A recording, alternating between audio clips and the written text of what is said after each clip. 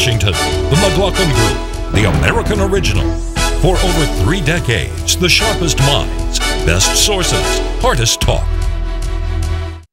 Funding provided in part by American Petroleum Institute. Sure, you know oil and natural gas fuel transportation and comfort.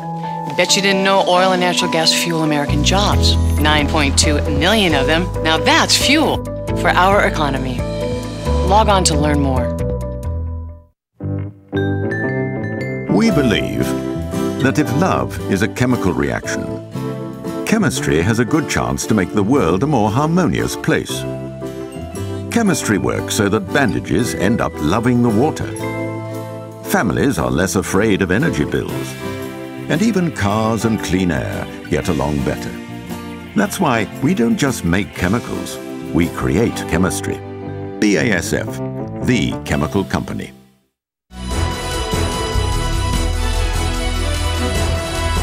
Issue 1, U.S. Zeitgeist.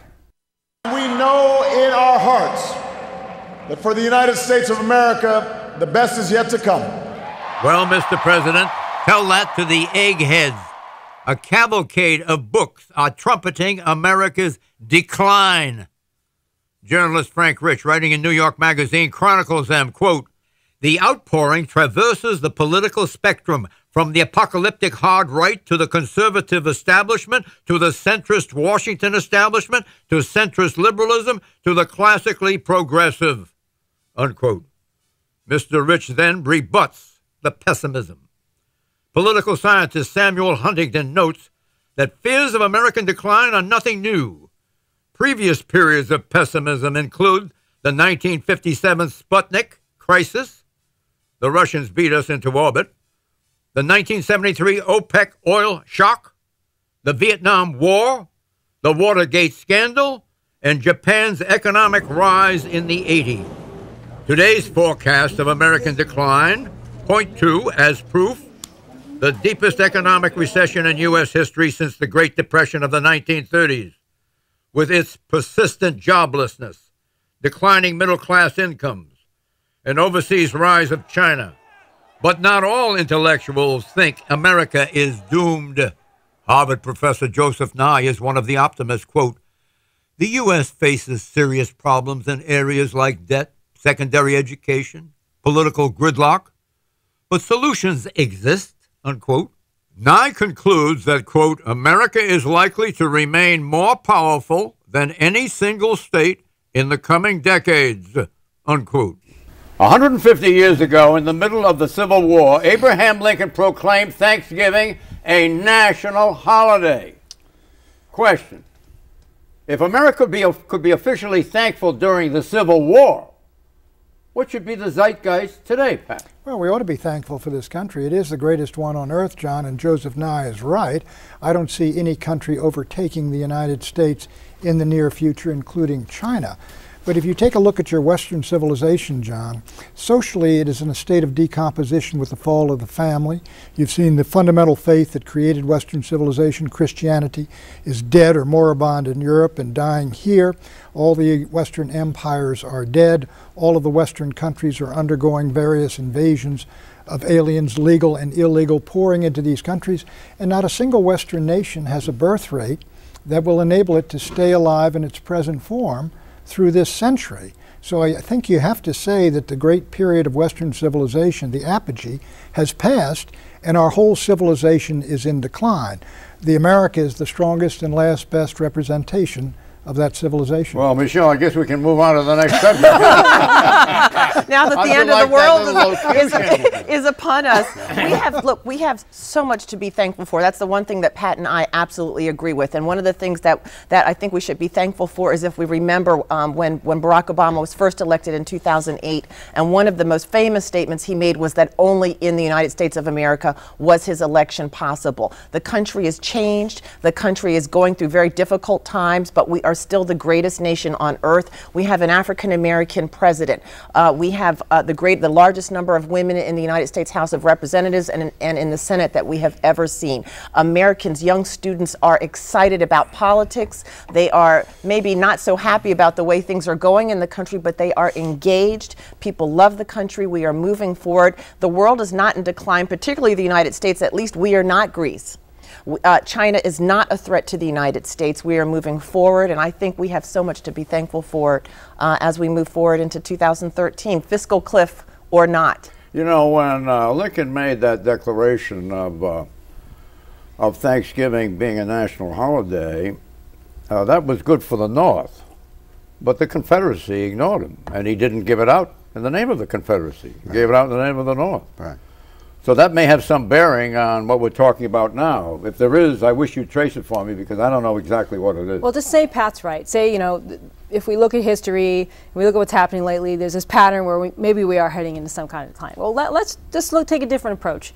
Bouncing on what you were saying, that we probably can do things to stop some of the decline. We can do something to fix our economy in this country. We can do something to improve our education system, to enlighten people more, to give our kids a deeper way of learning so that they're more critical thinkers instead of just kids who are, you know, going at it on their Blackberries and iTouches all the time. I think there are lessons from the past, and I think America is just the kind of country that's willing to try to make the changes to stop the kind of decline that Pat's talking about, like anything from reforming the budget to comprehensive immigration reform, all kinds of things that we can do to make the country on more of an incline rather than a decline. What do you think? Do you think we're less pessimistic than we were? Well, this reminds me of the difference between an optimist and a pessimist. An optimist thinks this is the best of all possible worlds, and a pessimist fears he may be right.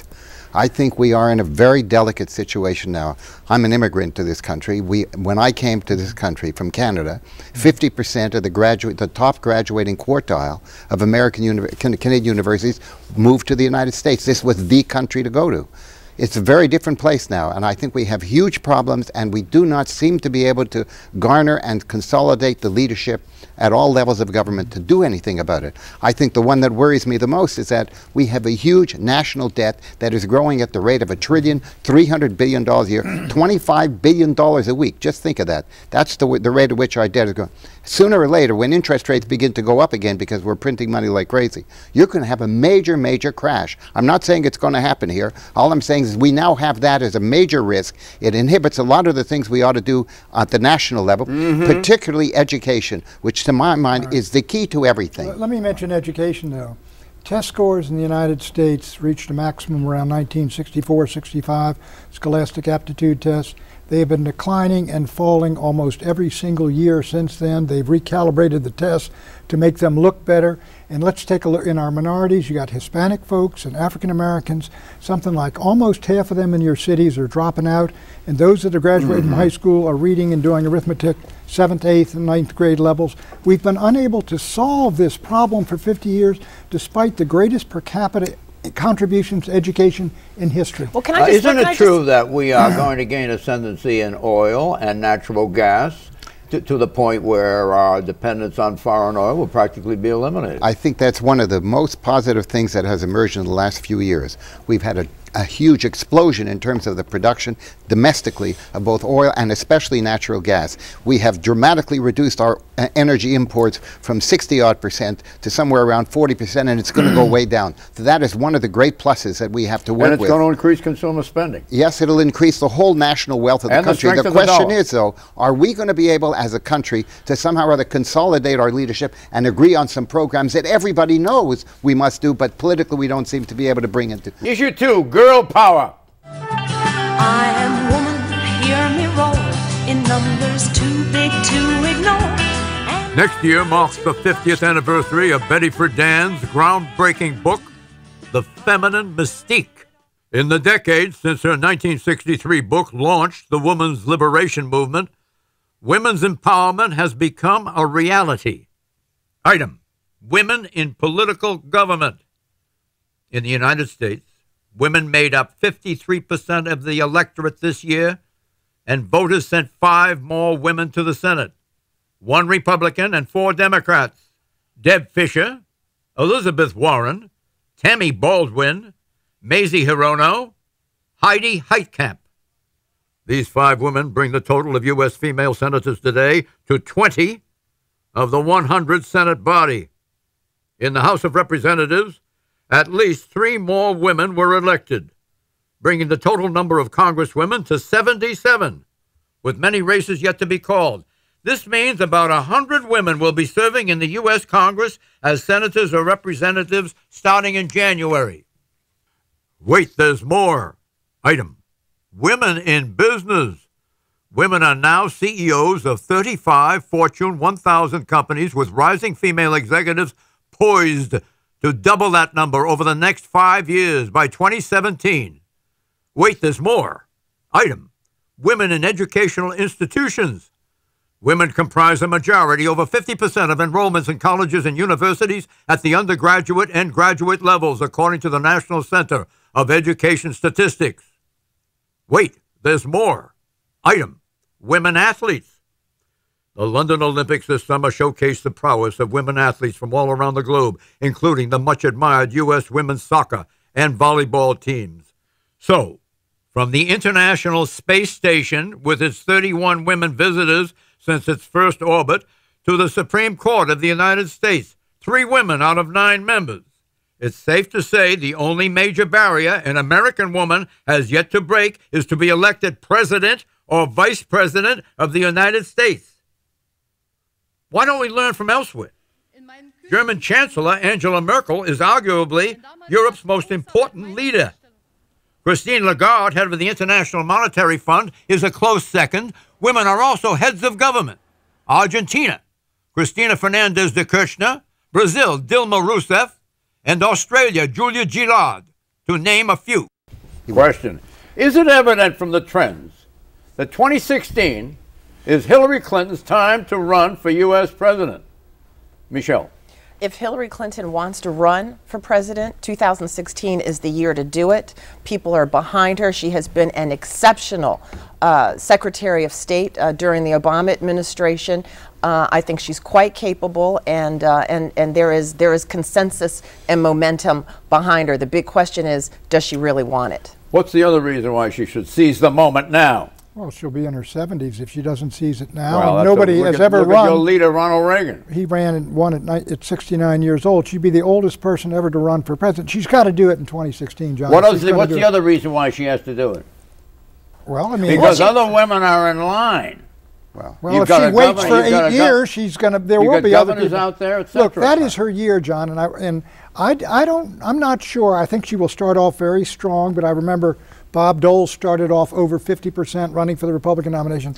I think Did you do something to Dole, by the way? Yes, we did. What did you do to Dole? You ran for president. Yeah, New Hampshire. Well, we beat him in New Hampshire and we cut him up a little bit. But John, I think you unnerved him. Let me see what let me tell you. If I were a young Democrat and Hillary Clinton was at 57%. That is exactly the time you want to get in and run against her, because overwhelming favorite and people will take a look at the challenger. It's the perfect time because everybody else will clear the field. Dole recovered. What happened to you? Down the chute. Yeah, I'm on your show. Did that show it? I thought we were talking about women.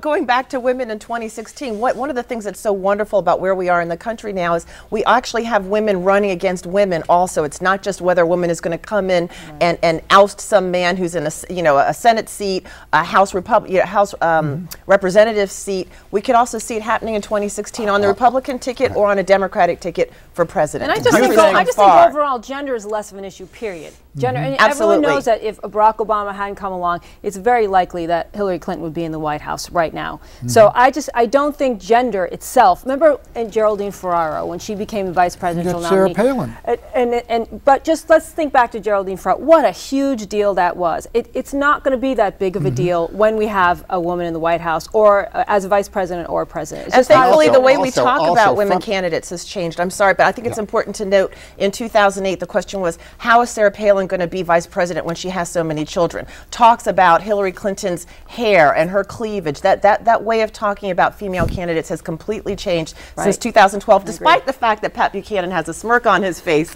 Those days are behind us. 2016 is the perfect year. In the first place, Bill Clinton and Hillary did a hell of a job in this election to try and nominate and elect Obama.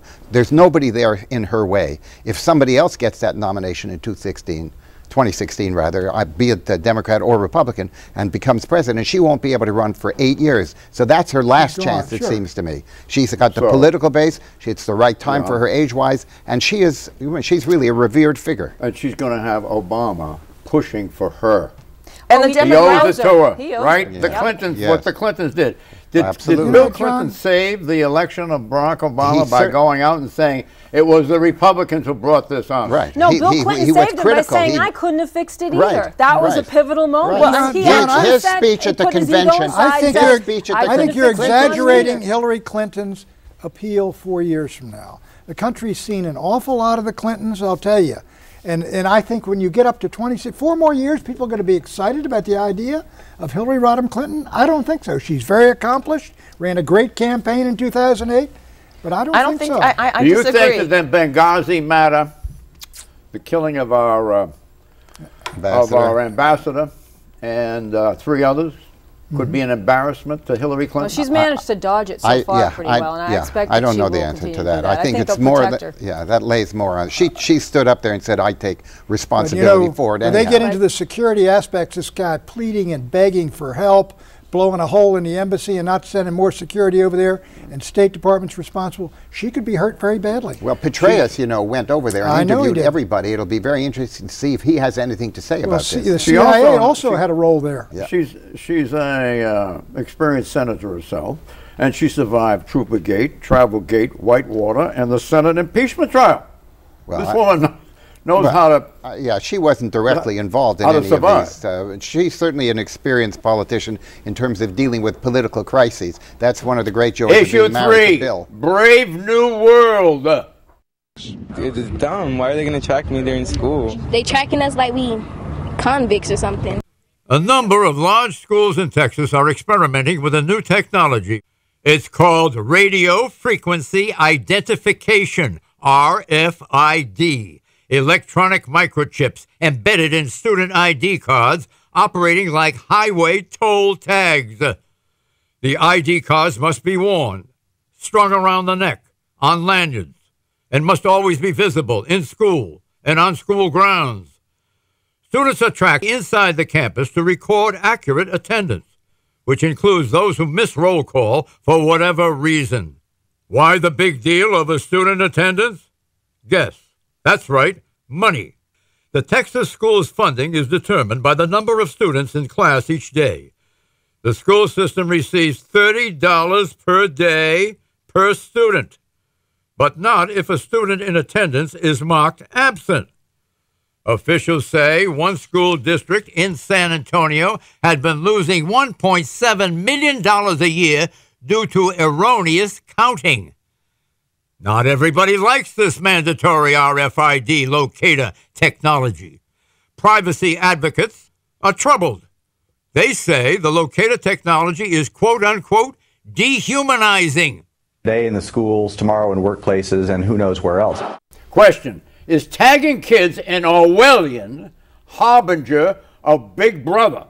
Let me jump in here and just say right off the bat, one part that wasn't in the walk-up to the stories. Somebody in Texas put in a Freedom of Information request to the San Antonio School District, was able to get the names and addresses of every single child, and then figured out a way that you could use the RFID to track every one of those kids. So absolutely. Was it a commercial outfit? And it was a Texas watchdog group that took it on to see how private this would be for these kids. In other words, you could find where these kids live. This radio tracking device, while the school says they can track the kids while they're there, anyone can track those children with the same kind of tracking system once they leave the campus. So how are you ensuring anyone's privacy? You're not. In fact, already they've shown that nobody in the school district is actually monitoring those kids right now. They're just walking around with those things on, and no one's doing anything to keep track of it. So the whole thing just, to me, seems very, very dangerous at the very least for these kids, not to mention a complete invasion of privacy. There's an economic dimension to it. 1.75 million they're going to get out of it. Well, so they're paid in terms of what the student enrollment is, and attendance. That depends on attendance, and it's, I think it's $30 a day if they're in school. Much more for special needs kids because they get Medicaid reimbursement. It's kind of a big racket. So where are you? Well, how does it settle down? So the idea is, look, for safety reasons, if you're missing a kid, something like that would be fantastic. You could find them right away. But how often would it be used that way? And does anyone on this program, on this particular segment, defend the tracking system? Well, I think the RFID should be used to track sex offenders. I honestly cannot understand why we are putting a focus on figuring out if a child is in school or not when simple attendance would do it. If you want to talk about protecting children and doing what's in the best interest of children, put the trackers on sex offenders and focus on the education system. The very fact that we're talking about this type of invasion tells you that what we were talking about earlier, you didn't have this kind of stuff or need this kind of stuff in the 1950s or in previous decades. Now people are thinking about doing this stuff, and it's the manifestation, I think, of the decline we were talking about. Do you know that Apple and iPhones and Google's Android are secretly mapping customers' whereabouts down to individuals' GPS coordinates? They can tell you what you shop for in Safeway or a market. Where you bought your last booze. They send you ads based on your whether or not you've been to Vegas and how much money you lost. People send me ads for books, John, based on what you bought earlier, you know, and they know exactly what your interests are. Well, there's a broader question here of privacy we ought to get into on a future show. It isn't just confined to these student kids. Issue 4, Portrayed Aggression. Recent acts of violence include 12 killed in July in a movie theater in Aurora, Colorado, that was screening The Dark Knight, the latest Batman movie. The horror left many Americans re-examining the causes of violent mass murder in the U.S. Aurora perpetrator James Holmes called himself the Joker after a sadistic movie villain in the Batman franchise, portrayed on the big screen. So, is there a psychological link between the portrayed aggression on screen and the real aggression in our streets?